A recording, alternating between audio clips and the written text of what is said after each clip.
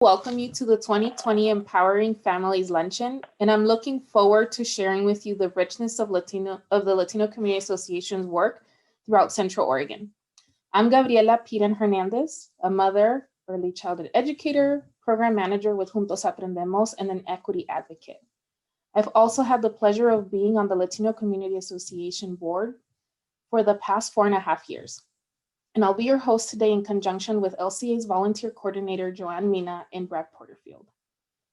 As we get started, we would like to go through some housekeeping for today.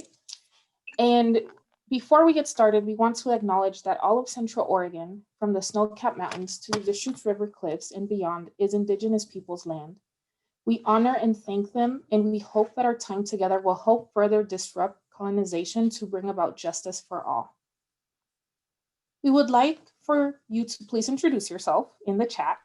And so the chat is currently open, and we'd love for all of you to just put your name out there. We'd like to see who's joining us today. So we'll take a minute to do that. Remember to keep your microphones muted while the presentation takes place, but know that later in the program, we'll have a chance to check in with each other and connect more closely. That portion of our gathering will not be recorded, and it will be an opportunity to practice community healing. We will be recording the rest of the gathering to share with our supporters that couldn't join us today. As we start our luncheon, I would like to recognize the Latino Community Association staff. Their hard work makes a significant difference in the Latino and immigrant community in our region. We couldn't do any of the work without them. Ana Bueno, Beatriz Escobedo Herrera, Brad Porterfield, Carolina Afre, Cynthia Jurgensen, Denise Hawley, Erika Ortiz, Hilda León, Joanne Mina, María Antonia Botero, Milagros Aparicio, Ofelia Figueroa, Oscar Gonzalez, René Sanchez. I also want to take the opportunity to thank all of our amazing volunteers. Next, I would like to recognize and appreciate the Latino Community Association's board for their leadership and service as well. Liliana Cabrera, Berenice Alvarez Sanchez, Marcos Rodriguez, Xavier Borja, Kinsey Martin, Kim Hathfield, and myself. One of the reasons I joined the Latino Community Association board is because I know that representation matters. I have witnessed the impact their organization has in our community and thankful that I could be a part of it. Latino Community Association is a platform for Latino leadership in Oregon. We strive to open doors and help build networks of support for leaders to grow and succeed. We're always in search of new board members that represent the community we serve. So if you're interested, you are welcome to reach to any of us, myself, Brad, and we'd love to give you more information. Next, I would like to highlight our luncheon sponsors. City of Bend, Central Oregon Pediatrics Association, Deschutes County, Les Schwab, San Charles Health Systems, Northwest Community Credit Union, Trinity Episcopal Church, Northwest Health Foundation, Brooks Resources Corporation, Safe Corporation, Pacific Source, Unitarian Universalist Fellowship of Central Oregon, Bend Broadband, Cascade Academy, Smolich Motors, Umpqua Bank, Bend Immigration Group, Bend Park and Recreation District, Century Insurance Group, Redmond Proficiency Academy, Housing Works, COIC or Central Oregon Intergovernmental Council, and Council on Aging of Central Oregon, who are two new sponsors and partners with LCA. We thank you for your support. LCA has a variety of services to address the vastness of the gaps and barriers our clients face. We offer opportunities for adults and youth to strengthen language skills in English and Spanish. Our collaborations provide reliable and stable housing to farm workers and low-income families. We provide ongoing immigration counseling services and support with DACA and citizenship application. Our healthcare initiative has evolved to not only provide enrollment for the Oregon Health Plan and Medicare, but also COVID-19 testing and wraparound services. Our workforce program gives workers tools and support needed to overcome obstacles. Out of all these services, you can see them in our PowerPoint that I just mentioned. Which of our services do you think are most impactful in Central Oregon? If you're able to, let us know right now by typing the answers in the chat, which is now open for your comments. So if you could just type on there on the chat, what do you think is which of our service do you think are most impactful in Central Oregon? We would appreciate your feedback.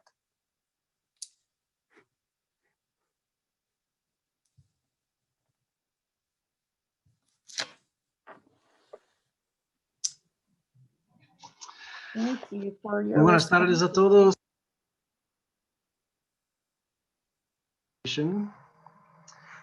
And thank you, Gabby, for that wonderful opening. We're really happy to have everybody with us. While you take a minute to share your responses to Gabby's question, which of these services or others that we provide that you know about do you consider most impactful? I'm going to move on to share with you our Latinos in Central Oregon report, just a few highlights. Over the past year and a half, our board and staff and community partners have spent a good solid year and a half putting together this report, gathering all the data that we could find on Latinos living here in our Tri-County area in Central Oregon. And many partners helped out, many partners helped review it, our drafts and so forth, provide data, check our data. We did not, it is strictly an attempt to provide data, not to comment on that data. So we're hoping that the data itself will spark new conversations with you all, with our community partners, with community members, with our clients, to start to talk about what this data means to us. So if we could go to the next slide.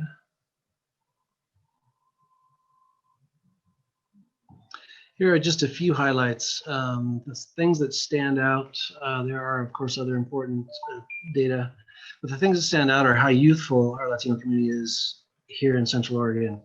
The median age of Latinos in our Tri-County area is between 23 and 28 years old, whereas non-Latinos is 44 to 53. So quite a difference. And that has many implications, the most important of which, or one of the most important of which is our workforce. So Latinos, proportionally a larger percentage of Latinos are workforce age. 75% of Latinos in Central Oregon are US born, and 25% are immigrants, meaning they were born in another country. Latinos are hardworking. If you talk to any employers who have Latinos working for them, they will tell you this. We hear it all the time. Latinos are hardworking, and they statistically have a higher rate of workforce participation, Latinos being 66 to 70%, non-Latinos 45 to 62%. So again, that has a lot to do with demographics. The aging, the Anglo community, white community is much older, and the Latino community is much younger. The strengths that come out of the report of the data: rising incomes are rising, so it tracks the period of time from 2000 to 2018 roughly. Some data goes back a little further, but 2018. And we see rising incomes for Latinos in all three counties. Educational achievements are also increasing over time. We did a survey ourselves, a Como Le Va survey, how are you doing survey, of about 120 of our community members, Latino community members. And we got positive and hopeful responses from folks overall. And our Latinos are housed, however, as I'll get to here in the struggles very briefly, the high housing cost makes it so that a lot of Latinos have to share housing to make it economical and affordable. So they may not be homeless, but doesn't mean that they have their own house or have the housing that they would like to have. So the other struggles that we see come out of the data are lower paying jobs than non-Latinos. Education equity and access to job training. There are barriers there to many Latinos, particularly the immigrant Latinos, and stress and lack of health insurance. So stress, the impact of stress on health, and that has a lot to do with immigration, our immigration policies. And as, to put it plainly, racism and, comments and things that people have to live through. here in our region. So the high housing cost I already mentioned. Those are the highlights. I encourage you to, in fact, I will paste the link to that report in the chat right now. It's on our website. Whoops, there's a button that'll lead you there if you get to our homepage, but I'll give you a direct link right now as soon as I toggle over there. Everyone, there it is. It's the link on our website. It'll take you directly to that report.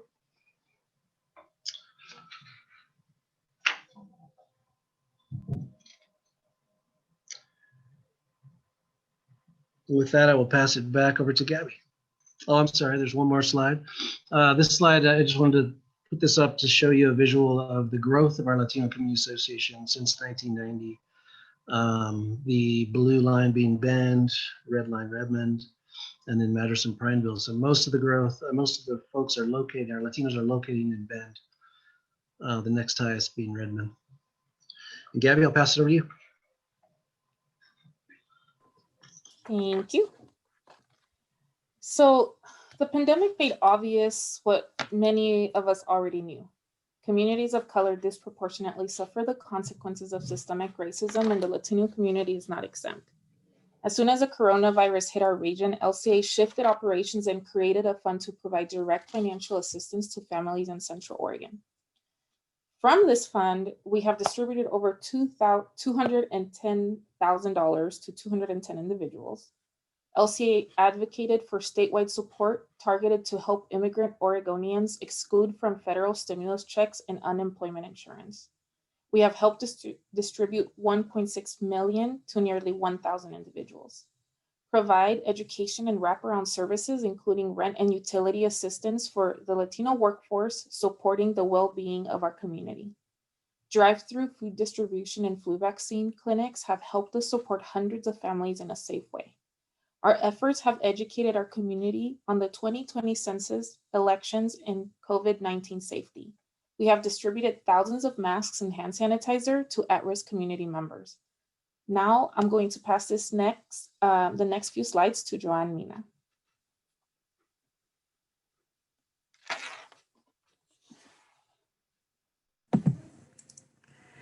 Oh, yes. Thank you for being here all. So as you can see, the pictures there show a little bit of our COVID-19 response. But besides the services that you're familiar with, LCA also does a lot of advocacy, many times behind the scenes. And so our LCA advocacy efforts have given big wins to the Latino and immigrant community in Oregon, and we want to share a little bit of that. Next slide, please. Yes. So as you can see, LCA has supported advocacy and leadership in Central Oregon. You're seeing there a picture beginning of this year before we had social distancing. We were able to co-sponsor the Central Oregon Women's March. This is a piece of advocacy that is complemental to the services we provide, right? The idea being that folks, all of us, need to participate fully in society for society to truly thrive. And so LCA's advocacy efforts, right, have given us big wins. At the state level, we collaborated with many other organizations to make sure that the Equal Access to Roads Act passed, and it did. So these January, community members that have been prevented from getting a driver's license will be able to do so. And we are very excited to help folks make those appointments, and we know the impact that that will have in families. Can we have the next slide, please? Thank you. So we saw the state level, one big push was the driver's licenses for all. We're also currently participating in the Wildfire Economic Recovery Council, making sure that we can provide a voice of advocacy also at the state level. But if we look at the regional level, we have the Central Oregon Women's March, where we were able to bring together Afro-descendant, Indigenous, queer women and femmes to center those perspective, values, and priorities of underserved women, and bringing greater solidarity among communities of color in all of Central Oregon. And at the local level, there are many victories, but one that stands out is the Human Rights and Equity Commission in Bend. The commission will give marginalized communities a space to hold power and influence at our local governance. Also, LCA has been able to participate supporting our school districts, making sure that we have curriculum that is truth to all communities and that highlights the backgrounds of all the different members that make Central Oregon community. So we're gonna open the chat now. If you would please share with us which of these advocacy efforts do you think are most impactful for the Latinx and immigrant community in Central Oregon? Just let us know with a little message there in the chat. And also, you know, it's so important to remember that, you know, Latinos bring with them, we bring with us our identities and culture.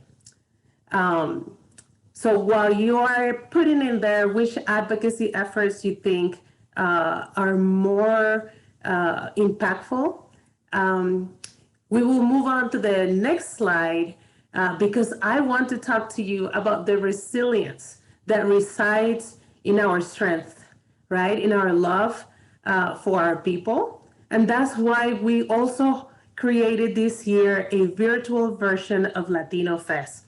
You know, a celebration of culture and identity that could not go missing during this very difficult year. We were able to highlight the things we love and make sure we bring them to our community. So if you miss this celebration of Latin American diversity and magnificence, we will make sure to put the link in the chat. But resilience and hope are not easy to come by. It takes strength and conviction in our dreams to overcome obstacles. Today, we have the opportunity to meet one outstanding woman that embodies resilience and hope. But before we meet our guests, we will see a small video that features her. Hi, my name is Yara Santos. I'm from Veracruz, Mexico. It's a big port on the Gulf of Mexico. My dad was the captain for the Navy, and unfortunately, I lost him when I was about 8 years old. My mother raised me and my sister. It's a family just girls, so we're pretty feminist. We were the girl power. I went to the university in Puebla, Zaragoza, Puebla, to become a teacher. And then I met my husband, which is also a teacher, and we lived in Mexico. We had 3 children. In 1988, we decided to come to United States. We lived in Smith River, California for about 5 years. Out of those 5 years, I worked in the fields for about 2 years, then another 2 years in a fish factory, packing shrimp and crab and fish. Then I volunteered at the Head Start when my daughter started Head Start. I volunteered for a whole year. Then we had to look for another place to move because the lack of jobs. So we found a job in Madras and we moved to Madras. In Madras, I started working as a CNA. Then I moved on to Boys and Girls Club. I was the program manager for about 3 years. Then I found the Migrant Head Start program. And I became a teacher. I worked as a teacher at the Head Start program for about 5 years. And then I volunteer in the community for many organizations. One of them is the Latino Community Association. The Latino Community Association also helped me with reviewing my application for the citizenship. They helped me to pay for the fees for the citizenship. And when I became a citizen, I had a little bit more power to feel confident enough to start my own business here in Mattress. My mother was my inspiration for this business idea. She was a business owner herself. I grew up in a business, a family business. I helped when I had the chance to help. So it was always kind of like my dream to become a business owner. In 2018, my daughter kind of motivated me to start my own business. And she says, Mom, you've done it for so long. You do such a good job. Why not? Just take the chance. So we had 17 years of experience baking from home, making custom cakes. We started for families, then friends, and then friends brought customers, and we'll build up from like zero to having a lot of clientele, and the house became too small for the business. So I started looking for a place. And the big tool I had is that I took these business classes with COCC. It was like a 6 months course, pretty intense, pretty good, pretty hands-on. And it was here in Mattress at the high school. And I think that it was a great help for me to start my business. I always want to be successful in things that I plan. I don't want to plan to fail. So I didn't want to go too high. So I said, I'm start slow. I found a partner. We opened up this shop. She was doing tuxedo rental and bridal dresses, and I was doing all the wedding cakes and stuff. We had a wonderful summer. We started in May. In the summer, we had all the wedding cakes. Last year, we had tons of wedding cakes, graduation cakes, anniversary cakes.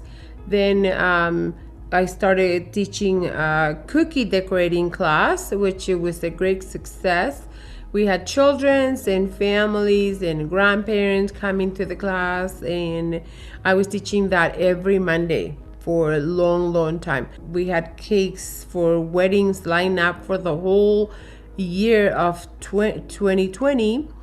We also had Valentine's Day. It was great. We sold out over 100 bouquets of strawberries covered with chocolate and other items. It was a wonderful month. But then COVID hit us in March, and I can just tell my kids, hey, I can't work no more. I'm too old. I'm sick. I'm depressed. There is no in my heart and in my brain, there is no time for that. I come home, and when my husband is down, I say, hey, get up. We gotta work. We came to the United States to do good. We didn't come here to be depending on anybody. And we work so hard to be where we are. And we're so proud of it. The COVID hit us really hard. It was to the point where I was just like so stressful every single day. And I was like, oh my gosh, am I gonna survive? But then I always told myself, hey, you came here to stay. You came here for a reason. You're the only custom baker in town with the business. So you gotta make it. And here I am. And I'm gonna stay here for many, many years. Oh my gosh.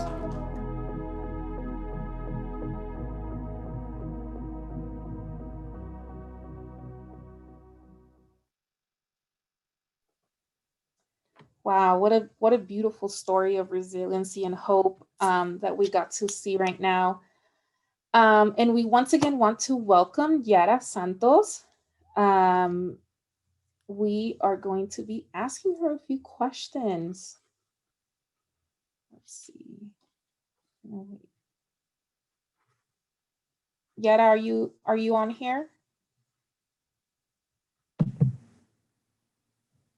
I was just on the phone with her. She is. Okay. Yara, can you unmute your microphone, please?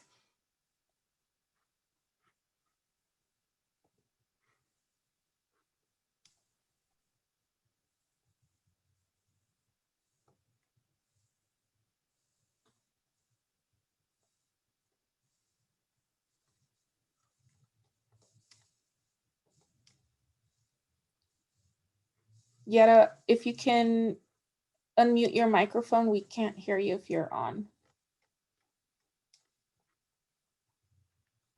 Hello, can you hear me? Sí, ahora sí. Hi.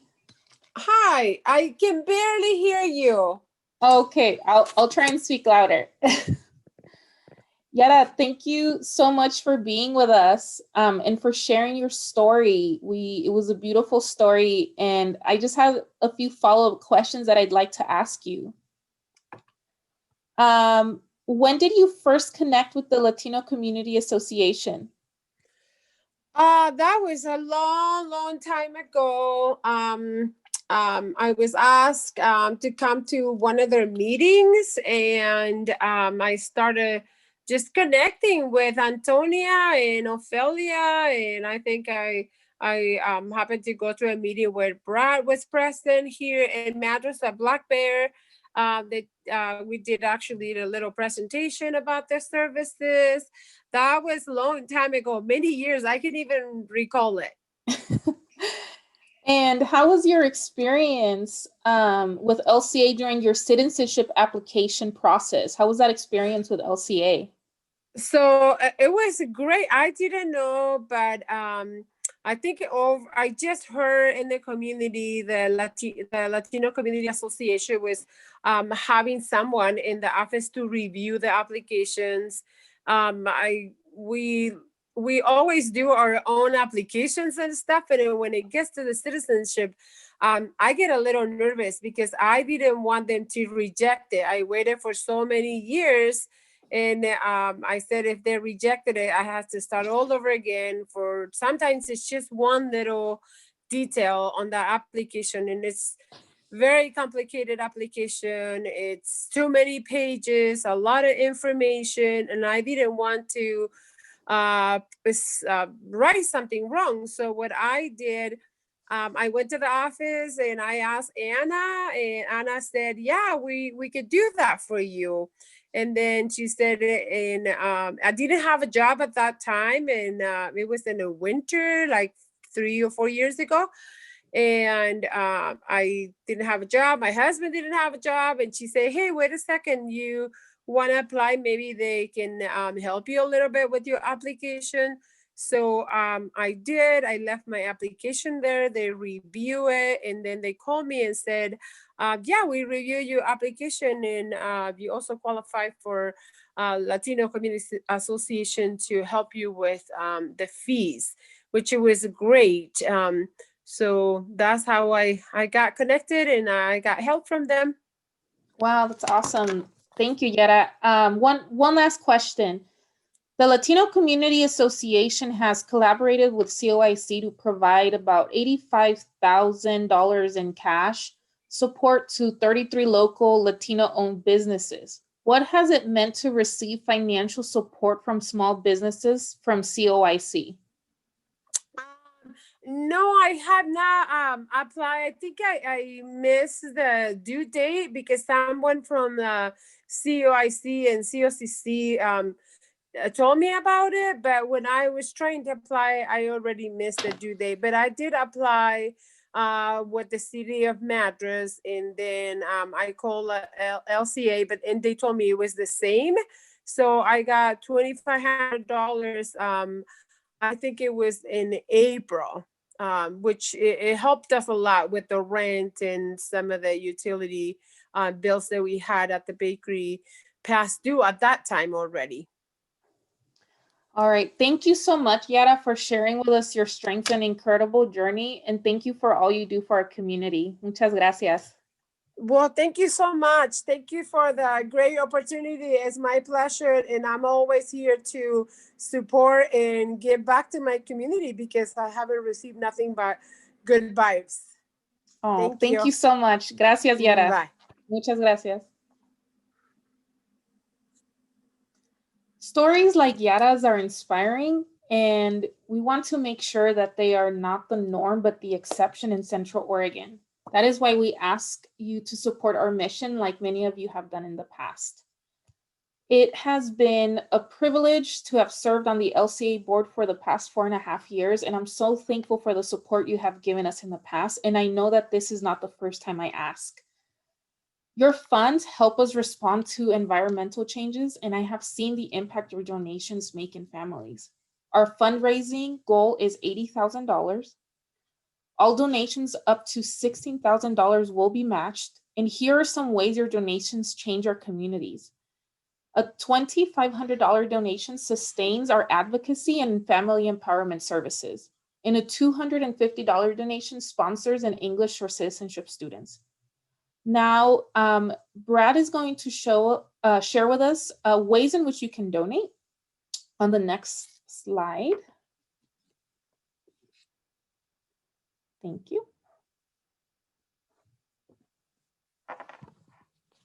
You're muted, Brad. Thanks, Gabby. I'm toggling over to get our link. So thank you so much, Yara, for joining us and for being willing to share your story, be videotaped, and so forth. It's inspiring.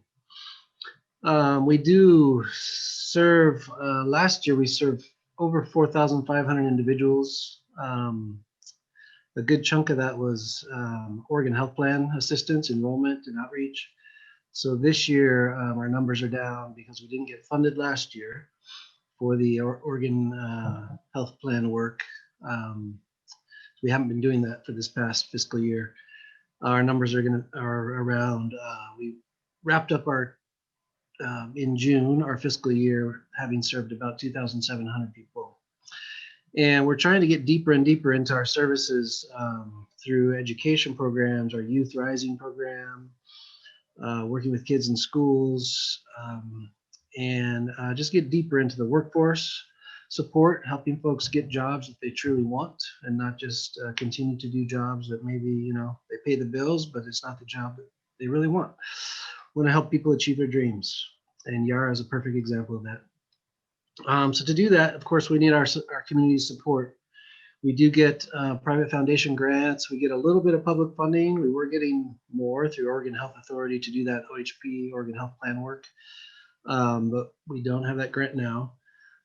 So we mostly are funded by foundations and individuals just like all of you who are here with us today.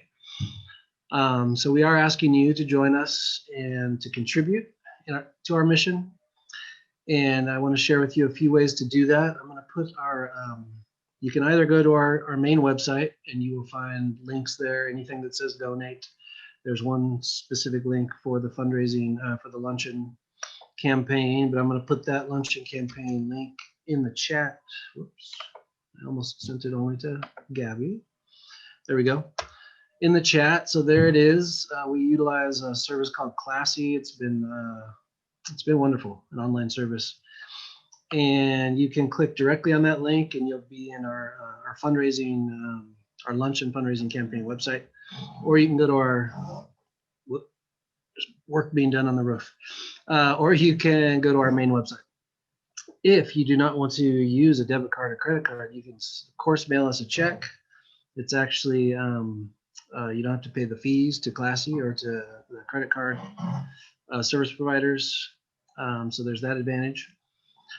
So feel free to mail us a check or go online. And then there's a couple other things I want to mention. We have an account on an online website called stockdonator.com. So if you happen to have stock and you would like to donate stock, you can do that through that webpage. It's very simple. One of our past board members, John Blakinger, tested it out for us. And you can use that. We also have an account with BIN-based Northline Wealth Management, so you can contact them or contact Cynthia, our development manager, and get the instructions to give through Northline. And that uses, that's by way of Fidelity. We also have a double the donation. We signed up for a trial this year with this online service that they manage a database of employers, businesses who provide matching donations when their employees donate to a nonprofit. So as you go through our online Classy donation process, you'll see there an opportunity to look for your employer, and if they have a matching donation program, it automatically connects to that. And whatever their policy is, if it's a one-to-one match, whatever that is, that will happen almost automatically.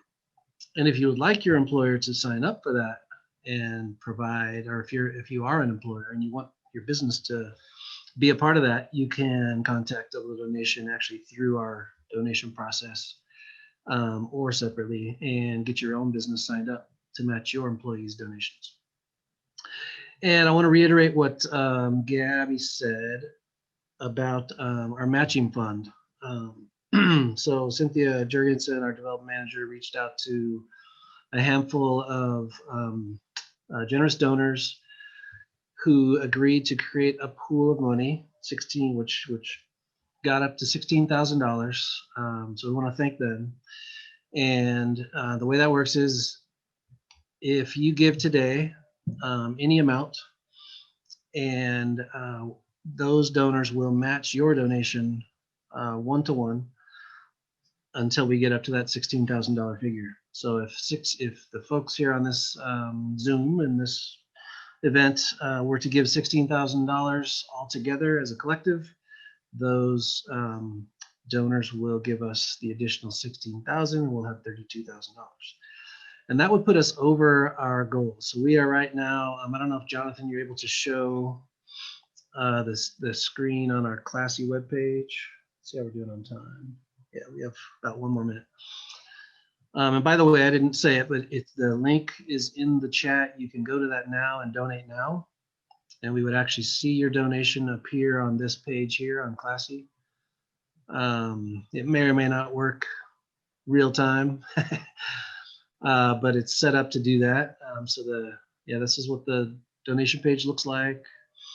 There's our address if you want to send a check. This is kind of the thermometer. It's a circle, but it's a thermometer of sorts to show our progress. So you see there that we have approximately $25,000, just under $25,000 still to raise after adding in people who've already donated, about $30,500 in sponsorships. And we want to thank our sponsors again. And then also that matching amount is actually part of this. So that $16,000 is already in there, even though we haven't received that yet. We wanted to show how close we are to that goal, should you be able to help us today. Can you scroll down a little bit, Jonathan? To the bottom, I think. All the way to the bottom, right there. So right there, we can actually see who's donating. Scroll up a little bit. There we go. You can actually see the donations kind of roll in, and we can see them scroll there. So if you were to give now, you should see your name. Well, actually, we have to refresh it every now and then, but you can refresh it just once, Jonathan. There we go. Thank you, guys. So you can see donations that you, our guests, are giving right now. So I want to thank everybody who is able to contribute to our mission.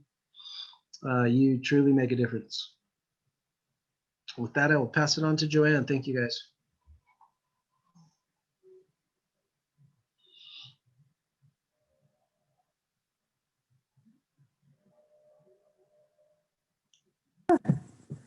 Thank you, Brad. Thank you, all of you, for being here. We know that just like the Latino Community Association has been asked to respond to the needs of the community, each one of us individually has also faced challenges, and we have to respond, right? in different ways. And we want to take an opportunity to check in with one another and to provide a space for each one of us to be seen and heard, for each one of us to feel supported and cared for as well. A lot of the work we do behind the scenes, it's about building bridges, right? And connecting among cultures. So we want to take an opportunity to do that in just a little bit. Welcome back, everyone. Thank you for sharing and for joining us in this short exercise of community care. We see that we have all been impacted in one way or another. Trauma is a widespread experience. And that is why practices that bring healing and wellness to individuals and to communities as a whole are needed. And this was a small example of LCA's advocacy work and what we do behind the scenes. We invite all of you to consider a framework of healing justice that brings collective practices that can transform the consequences of oppression in our bodies, minds, and hearts. So thank you all for joining us in this exercise. Please, if you have a chance, go to the chat and share with us what were some of the lessons you've learned from our fellow community leaders. This room is full of folks that have been right there in the front line, responding, creating change and innovation for our community. So please put in there in the chat, what were the lessons you've learned from this dialogue? And I hope, that we can continue these practices of community care, right? Where we make it intentional to check in with each other, to allow ourselves to come in whole, full, authentic into spaces, and to create spaces that honor and value us and care for us as we come whole and authentic. So with that, I am going to pass it up to Gabriela. Thank you so much, Joanne, for this. It was so nice to get to be in a small group and get to visit with others and have a moment to release. As we're finishing up, I just want to thank you all for supporting the Latino Community Association. As always, we wouldn't be able to do it without you guys. We wouldn't be able to do it without your time, your donations. And I know that this is different and that we love sitting around the table and chatting and having our lunch together. And just know that we are so happy that we had over 100 people here. That is really great. That feels really successful to us. And I was checking the donations and I see those are going up. So thank you for that. And as we finish, we are going to stick around for a few more minutes. Please, you can visit with us on the chat. You can turn on your microphones. We're going to be sharing a video. We're going to play a mariachi video for you guys. And we hope you enjoy it and stick around and visit with us if you have any questions regarding anything that we talked about here today. Thank you.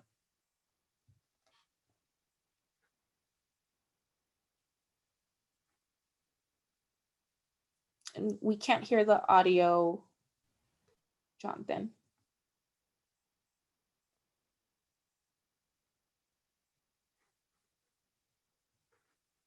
One second. There's always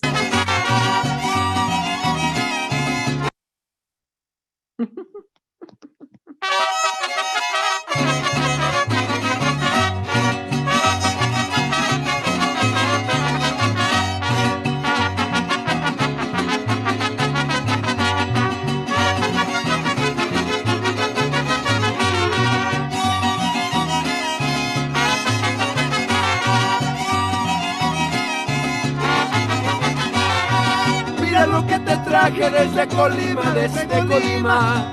Mira lo que te traje desde Colima, desde Colima. Una peneta de oro y una chavina, una peneta de oro y una chalina. Oye María, tu mamá viene. Oye María, tu mamá viene.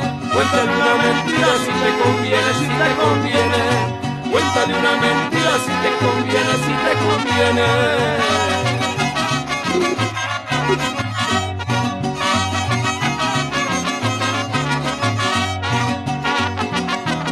Yeah, that was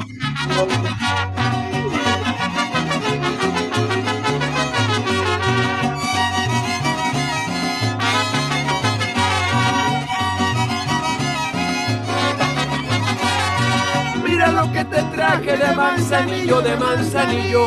Mira lo que te traje de manzanillo. Una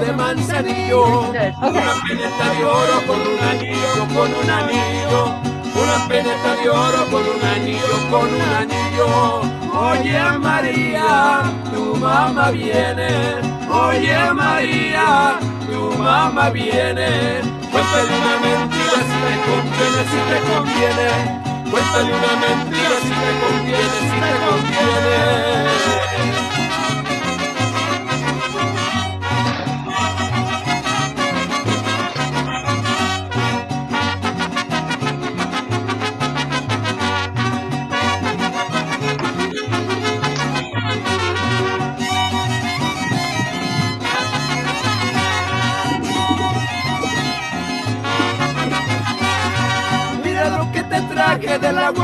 De la guacana. Mira lo que te traje de la guacana. Una peneta de oro, una patilla, otra pa' tu hermana. Una peneta de oro, una patilla, otra pa' tu hermana. Oye María, tu mamá viene. Oye María, tu mamá viene. Cuéntale una mentira si te conviene. Cuéntale una mentira si te conviene.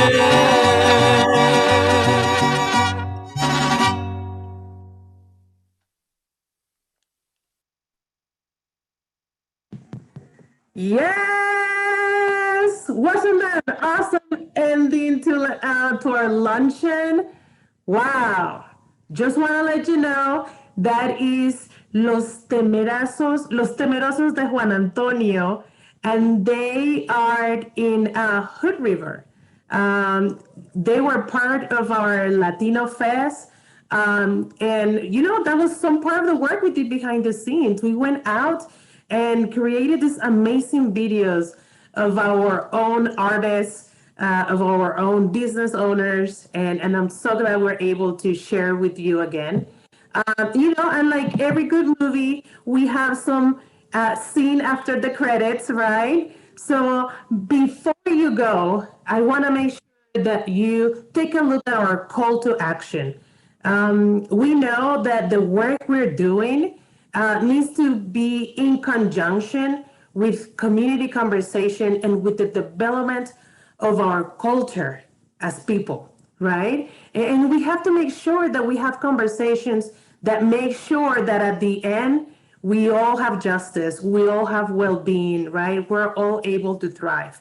So please examine the outcomes. Educate yourself on the root cause of racial inequities and their impact on marginalized communities. Stand in solidarity. Leverage your privilege. Listen to feedback. Center the impacted. Yield the floor. Disrupt harm and abolish systems of oppression. Apply your knowledge in solidarity with those impacted by systems and cultures of oppression. Invest in BIPOC leadership, representation, shared leadership. Power must be nurtured and supported. Family-based immigration reform. Be a vocal advocate, yes. And remember, healing justice, collective practices of liberation that transform the consequences of oppression in our bodies, hearts, and minds. Thank you, everybody. Thank you for being here. And thank you for supporting the Latino Community Association.